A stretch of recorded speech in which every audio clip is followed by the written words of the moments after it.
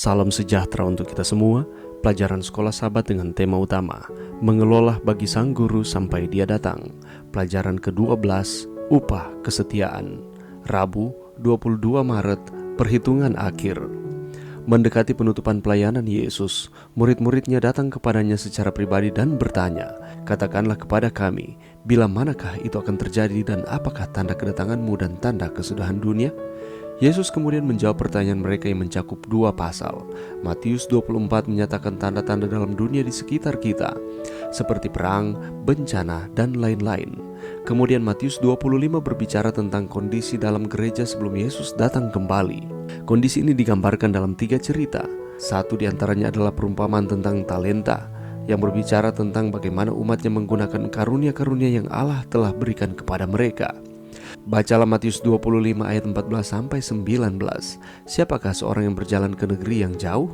Kepada siapakah dia mempercayakan hartanya? Apakah maksudnya mengadakan perhitungan? Terkadang kita berpikir tentang talenta-talenta sebagai karunia alami, sama seperti menyanyi, berbicara, dan lain-lain. Tetapi dalam cerita yang sama tentang uang mina dalam Lukas 19 ayat 12-24, tentang uang dan pengaturannya secara rinci dinyatakan. Ellen White juga menyatakan, "Ditunjukkan kepadaku bahwa perumpamaan tentang talenta-talenta belum dimengerti sepenuhnya. Pelajaran penting ini diberikan kepada murid-murid untuk keuntungan kehidupan orang-orang Kristen pada hari-hari terakhir. Dan talenta-talenta ini tidak semata-mata mewakili kesanggupan untuk berkhotbah dan mengajar dari firman Allah. Perumpamaan itu berlaku pada sarana duniawi di mana Allah telah percayakan kepada mereka." Testimonies for the Church, jilid 1 halaman 197. Bacalah Matius 25 ayat 20-23. Apakah yang dikatakan Allah kepada mereka yang setia mengatur keuangan dalam mendukung pekerjaannya? Apakah artinya masuklah dan turutlah dalam kebahagiaan Tuhanmu? Sangat alami bagi kita untuk berpikir bahwa orang lain memiliki lebih banyak talenta daripada yang kita miliki, dan karena itu memiliki tanggung jawab kepada Allah. Akan tetapi, dalam cerita ini, hanyalah seorang dengan 1 talenta, jumlah uang yang terkecil, yang terbukti tidak setia dan kehilangan kerajaan. Daripada berpikir tentang tanggung jawab orang lain, biarlah kita fokus pada apa yang Allah telah percayakan kepada kita dan bagaimana kita menggunakannya untuk kemuliaannya. Bagaimanakah nasib Anda saat Allah datang untuk mengadakan perhitungan dengan Anda? Pelajaran yang bisa kita dapatkan pada saat ini, kita harus mengetahui bahwa setiap hal-hal yang besar di dalam kehidupan kita akan datang ataupun dimulai dari hal-hal yang kecil. Ketika kita setia dalam perkara-perkara kecil, firman Tuhan dengan pasti mengatakan maka kita juga akan setia dalam hal-hal yang jauh lebih besar, yang mungkin tidak berarti di mata manusia. Hal-hal kecil tersebut itu sebenarnya adalah proses memperkuat kapasitas diri kita, kemampuan kita untuk dapat dipercaya mengembangkan tugas dan tanggung jawab yang lebih besar. Kalau kita membaca di dalam Matius pasal 25, pasal ini berbicara tentang kondisi dalam gereja sebelum Yesus datang kembali. Kondisi ini digambarkan dalam 3 cerita. Satu diantaranya adalah perumpamaan tentang talenta, yang berbicara tentang bagaimana umatnya menggunakan karunia-karunia yang Allah telah berikan kepada mereka. Di dalam cerita tersebut ada 3 orang hamba yang dipercayakan harta oleh tuannya. Yang pertama diberi 5 talenta, kedua diberi 2 talenta, dan yang ketiga diberi 1 talenta sesuai dengan kesanggupan mereka masing-masing. Dan hamba yang pertama dan kedua dengan setia mengembangkan talenta yang dipercayakan kepada mereka dan beroleh laba. Dan ketika tuannya datang, mereka memperoleh pujian.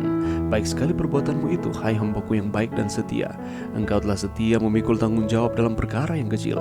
Aku akan memberikan kepadamu tanggung jawab dalam perkara yang besar. Masuklah dan turutlah dalam kebahagiaan Tuhanmu." Tetapi tidak demikian dengan hamba yang ketiga. Dia tidak mau mengembangkan talenta yang dipercayakan kepadanya walaupun jumlahnya kecil. Sehingga ketika tuannya datang, apa yang diberikan kepada hamba itu diambil darinya. Dan hamba yang tidak setia itu akhirnya dicampakkan ke dalam kegelapan yang paling gelap. Di sanalah akan terdapat ratap dan kertak gigi. Matius 25 ayatnya yang ke-30. Terkadang kita berpikir bahwa talenta-talenta sebagai karunia alami sama seperti menyanyi, berbicara, dan lain-lain. Tetapi dalam cerita yang sama tentang uang mina dalam Lukas 19 ayat 12-24, jika dihubungkan dengan perumpamaan tentang talenta di dalam Matius pasal 25, ini menggambarkan juga tentang uang dan pengaturannya secara rinci. Talenta-talenta ini tidak semata-mata mewakili kesanggupan untuk berkhotbah dan mengajar dari firman Allah, tetapi lebih juga daripada itu. Perumpamaan itu berlaku pada sarana duniawi di mana Allah telah percayakan kepada mereka. Ketika Allah percayakan dengan talenta-talenta, salah satunya juga dengan bagaimana kita mengatur atau mengelola keuangan yang Tuhan percayakan kepada kita. Mari kita mempertanggungjawabkan itu kepada Tuhan. Setiap manusia diberikan Allah talenta-talenta ataupun kesanggupan-kesanggupan. Mari kita menggunakan itu untuk kemuliaan Tuhan. Karena apabila kita setia di dalam hal-hal kecil yang Allah percayakan kepada kita, maka Allah juga akan mempercayakan dengan hal-hal yang jauh lebih besar di dalam kehidupan kita. Dan ketika Tuhan datang, Dia akan meminta pertanggungjawaban kepada kita, manusia yang telah dipercayakan dengan talenta dan kemampuan. Mari kita mempertanggungjawabkan itu kepada Tuhan. Biarlah kita fokus pada apa yang Allah telah percayakan kepada kita dan bagaimana kita menggunakannya untuk kemuliaannya. Dan ketika kita dapat mempertanggungjawabkan setiap kemampuan yang Tuhan percayakan kepada kita, maka firman Tuhan di dalam Matius 25:23, masuklah dan turutlah dalam kebahagiaan Tuhanmu.